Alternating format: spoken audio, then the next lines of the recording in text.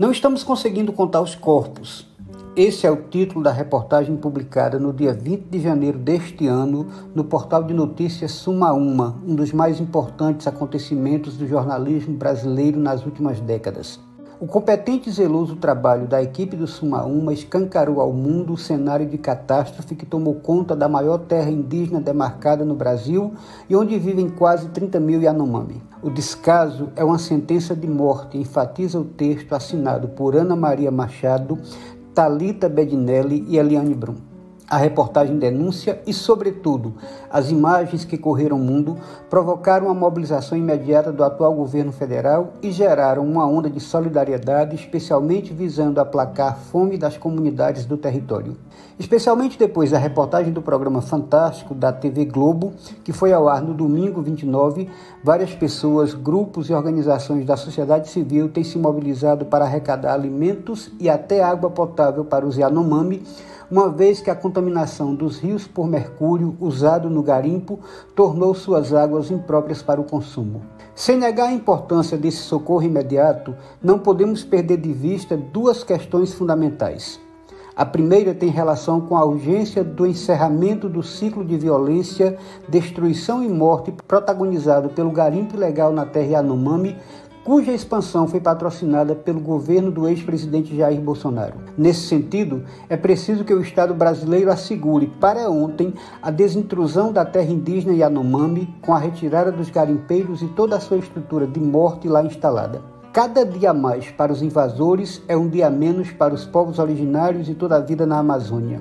No início de 2020, o relatório Violência contra os Povos Indígenas no Brasil, publicado pelo Conselho Indigenista Missionário, CIMI, com base em dados de 2019, já anunciava que o aumento vertiginoso de invasões, grilagens, incêndios criminosos, loteamentos ilegais, ameaças, conflitos, descasos no atendimento à saúde e à educação, criminalização, dentre outras violações a seus direitos, evidencia que os indígenas enfrentam um dos momentos históricos mais desafiadores desde a invasão dos colonizadores. Ao anunciar que em seu governo não seriam feitas demarcações de terras indígenas e ao promover o desmantelamento das políticas de proteção aos povos originários e suas terras, Bolsonaro não só deixou de cumprir o disposto no artigo 231 da Constituição de 1988, mas também e principalmente convocou uma guerra contra esses povos, cuja existência é encarada por muitos, inclusive pelo próprio ex-presidente,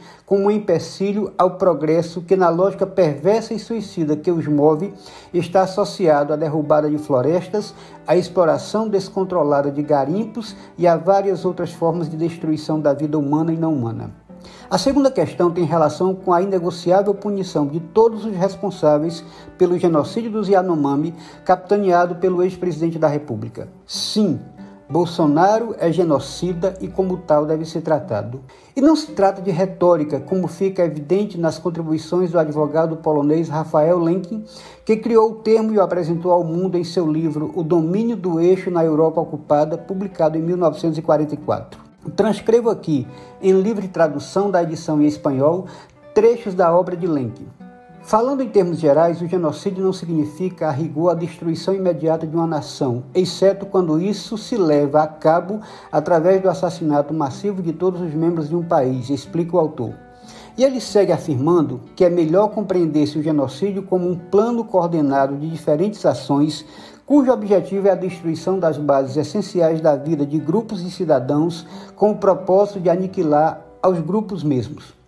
O escritor polonês conclui destacando que os objetivos de um plano semelhante seriam a desintegração das instituições políticas e sociais, da cultura, da linguagem, dos sentimentos de patriotismo, da religião e da existência econômica de grupos nacionais e a destruição da segurança, liberdade, saúde e dignidade pessoal e, inclusive, da vida dos indivíduos que pertencem a tais grupos. Caso o Estado brasileiro se furte à obrigação de tratar Jair Bolsonaro como genocida, que se recorra ao Tribunal Penal Internacional com sede em Haia.